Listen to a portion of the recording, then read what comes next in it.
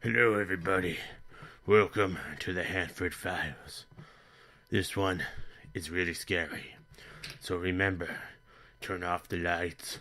Go grab a glass of soda. It could be the cheap stuff or the good stuff, as long as I'm not buying.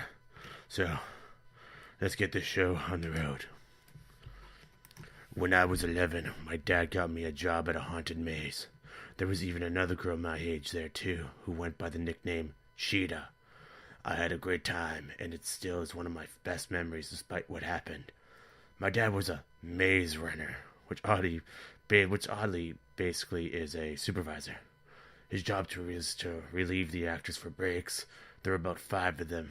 My dad had very strict rules for me. My job was behind the scenes.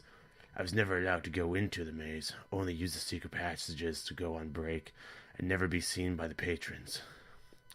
The reason he was so protective was because sometimes the patrons would get drunk and rowdy. One night, a drunk destroyed a scene and pissed on the actors.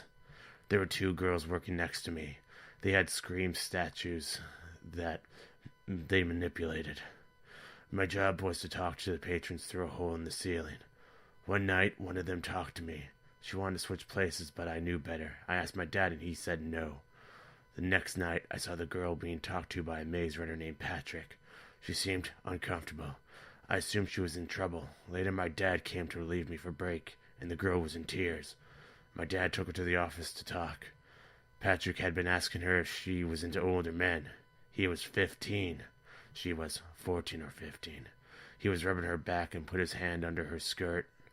He wanted her to meet him in his car that night, or he would have her fired.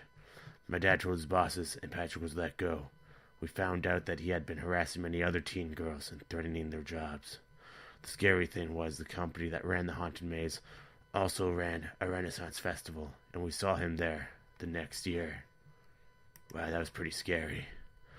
But that'd be pretty cool, working in a maze. Well, Patrick seems like a horrible human being. Like, who would do that to an underage girl? I think he should be put in prison and then gang raped. But that's just me. Well, I hope you enjoyed this episode of the Hanford Files. Have a good day, everybody, and remember, it isn't true until I read it.